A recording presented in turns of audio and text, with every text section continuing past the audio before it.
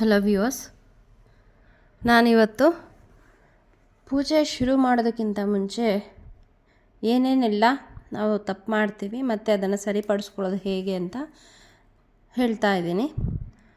ತುಂಬ ಜನ ಹೇಳ್ತಾರೆ, ನಾನು ಎಷ್ಟು ವರ್ಷದಿಂದ ಪೂಜೆ ಮಾಡ್ತಾಯಿದ್ದೀನಿ, ನನಗೆ ಅದು ವರಸಿದ್ಧಿ ಆಗಲೇ ಇಲ್ಲ, ನಾನೇನು ಮ್ಯಾನಿಫೆಸ್ಟೇಷನ್ ಮಾಡಬೇಕು ಅಂದ್ಕೊಂಡೆ ಅದು ಆಗ್ತಾನೇ ಇಲ್ಲ, ಸುಮ್ಮನೆ ಮಾಡ್ತಾನೇ ಇದ್ದೀವಿ ಅಂತ ಹೇಳಿ ಕೈ ಚೆಲ್ಲಿ ಬೇಸರ ಪಟ್ಕೊಂಡವ್ರು ತುಂಬ ಜನ ಇದ್ದೀರ.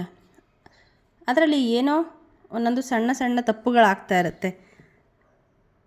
ನಾವು ಅದ್ರ ಕಡೆ ಗಮನ ಕೊಟ್ಟರೆ ಖಂಡಿತ ನಮ್ಮ ಪೂಜೆ ಸಿದ್ಧಿ ಆಗೋದ್ರಲ್ಲಿ ಸಂಶಯನೇ ಇಲ್ಲ. ನಾನು ಈ ತಪ್ಪುಗಳನ್ನು ಮೊದಲು ಮಾಡ್ತಾಯಿದ್ದೆ, ಹಾಗಾಗಿ ನೀವು ಇದನ್ನು ಮಾಡದೆ ಪೂಜೆಯ ಸಂಪೂರ್ಣ ಫಲ ಹೇಗೆ ಪಡಿಬೇಕು ಅನ್ನೋದನ್ನು ತಿಳಿಸ್ಬೇಕು ಅಂತ ಅನ್ನಿಸ್ತು. ಹಾಗಾಗಿ ಈ ವಿಡಿಯೋ ಮಾಡ್ತಾಯಿದ್ದೀನಿ. ಪೂಜೆಗೂ ಮೊದಲು ನಾವು ದೀಪವನ್ನು ಹಚ್ಚಬೇಕು, ದೀಪಕ್ಕೆ ಕುಂಕುಮ ಇಡಬೇಕು, ಮತ್ತು ಅದಕ್ಕೆ ಒಂದು ಮಂತ್ರ ಇದೆ, ಆ ಮಂತ್ರ ಹೇಳಬೇಕು. ಏನು? ಶುಭಂ ಕುರುತ್ವ ಕಲ್ಯಾಣಂ ಆರೋಗ್ಯ ಧನ ಸಂಪದ ಶತ್ರುಬುದ್ಧಿ ವಿನಾಶಾಯ ದೀಪಜ್ಯೋತಿ ನಮೋಸ್ತುತೆ. ಅಂದರೆ ನಮ್ಮಲ್ಲಿರೋ ಅಂತಹ ಶತ್ರುಬುದ್ಧಿ ಅಂದರೆ ನಮ್ಮಲ್ಲೇ ನಮಗೆ ತೊಂದರೆ ಕೊಡ್ತಾ ಇರೋ ಅಂತಹ ಬೇಡವಾದಂತಹ ಆಲೋಚನೆಗಳನ್ನು, ಆ ಬುದ್ಧಿಯನ್ನು ನಾಶ ಮಾಡುವಂಥ ನಾವು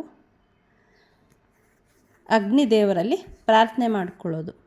ಅದಾದ ನಂತರ ಪ್ರಥಮವಾಗಿ ನಾವು ಯಾವುದೇ ಕೆಲಸನ ಮಾಡೋದಕ್ಕಿಂತ ಮುಂಚೆ ವಿಘ್ನೇಶ್ವರನನ್ನು ಪ್ರಾರ್ಥನೆ ಮಾಡ್ತೀವಿ.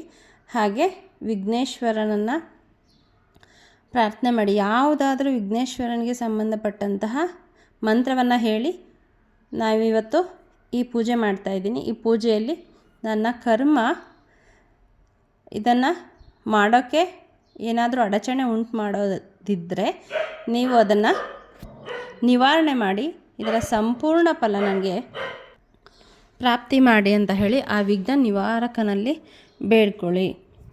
ಅದಾದ ನಂತರ ನಿಮ್ಮ ಗುರುಗಳನ್ನು, ಕುಲಗುರುಗಳನ್ನು ನೆನಪು ಮಾಡ್ಕೊಳ್ಳಿ. ನಿಮ್ಮ ಕುಲಗುರುಗಳು ಯಾರು ಅಂತ ಗೊತ್ತಿಲ್ಲದೆ ಹೋದರೆ ಕುಲಗುರುವಿಗೆ ನಮಸ್ಕಾರ ಅಂತ ಹೇಳಿ. ಸೊ ಅದು ಹೋಗಿ ನಿಮ್ಮ ಕುಲಗುರುವಿಗೆ ತಲುಪತ್ತೆ.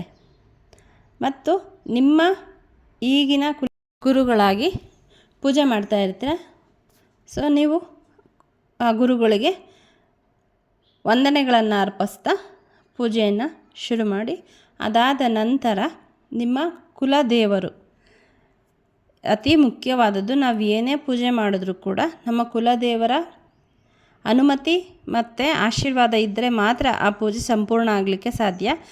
ನೀವೇನೇ ಪೂಜೆ ಮಾಡಿದ್ರೂ ಮೊದಲಿಗೆ ನಿಮ್ಮ ಕುಲದೇವರನ್ನು ನೆನಪಿಸ್ಕೋಬೇಕು. ಇಲ್ಲ ಅಂತಂದರೆ ಅದರಲ್ಲಿ ಯಶಸ್ಸು ಖಂಡಿತ ಸಾಧ್ಯ ಇಲ್ಲ.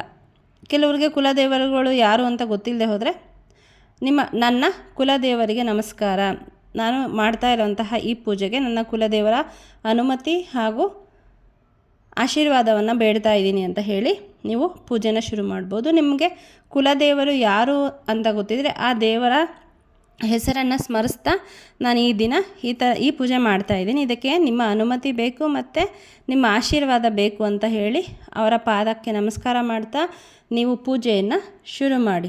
ನಂತರ ಜಗತ್ತಿಗೆ ಅಧಿದೇವರಾದಂತಹ ಪರಮಪಿತ ಪರಮೇಶ್ವರ, ಪರಮೇಶ್ವರಿ, ಲಲಿತಾಂಬಿಕಾ, ವಾರಾಹಿ ಮಾತಾ ಮತ್ತು ರಾಜಶ್ಯಾಮಲಾ ಮಾತಾ, ಆಂಜನೇಯ ಸ್ವಾಮಿ ಮತ್ತು ಇನ್ನು ನೀವು ಯಾವ ದೇವರನ್ನು ಪೂಜಿಸ್ತೀರ ಆ ದೇವರೆಲ್ಲರನ್ನ ಕರೆದು, ಅತಿ ಮುಖ್ಯವಾಗಿ ನಿಮ್ಮ ಪಿತೃದೇವತೆಗಳು, ನೀವು ಆ ವಂಶದಲ್ಲಿ ಹುಟ್ಟಿದ್ದೀರಾ, ಹಾಗಾಗಿ ಅವರ ಆಶೀರ್ವಾದ ಅತಿ ಅವಶ್ಯಕ. ನನ್ನ ಪಿತೃದೇವತೆಗಳನ್ನು ಕೂಡ ನಾನು ಈ ಪೂಜೆಗೆ ಆಹ್ವಾನ ಮಾಡ್ತಾಯಿದ್ದೀನಿ ಅಥವಾ ಅವರ ಅನುಮತಿ ಬೇಡ್ತಾ ಇದ್ದೀನಿ, ಆಶೀರ್ವಾದ ಬೇಡ್ತಾ ಇದ್ದೀನಿ ಅಂತ ಹೇಳಿ ಅವ್ರಿಗೂ ನಮಸ್ಕಾರ ಮಾಡಿ. ನಂತರ ಪ್ರತಿಯೊಬ್ಬರಿಗೂ ಕೂಡ ಅವರದ್ದೇ ಆದಂತಹ ಸ್ಪಿರಿಟ್ ಗೈಡ್ಸ್ ಇರ್ತಾರೆ. ನಾವು ಹುಟ್ಟಿದಾಗಲೇ ನಮ್ಮ ಜೊತೆಯಲ್ಲಿ ಅವರು ಬರ್ತಾರೆ, ನಮ್ಮನ್ನು ಗೈಡ್ ಮಾಡ್ತಾ ಇರ್ತಾರೆ. ಸೊ ಅವರನ್ನು ಕೂಡ ನಾನಿವತ್ತು ಮಾಡ್ತಾ ಇರೋವಂತಹ ಪೂಜೆಗೆ ನನ್ನ ಸ್ಪಿರಿಟ್ ಗೈಡ್ಸ್ನ ಅನುಮತಿ ಹಾಗೂ ಆಶೀರ್ವಾದವನ್ನು ಬೇಡ್ತಾ ಇದ್ದೀನಿ ಅಂತ ಹೇಳಿ ಎಲ್ಲರಿಗೂ ನಮಸ್ಕಾರವನ್ನು ಮಾಡಿ ನಂತರ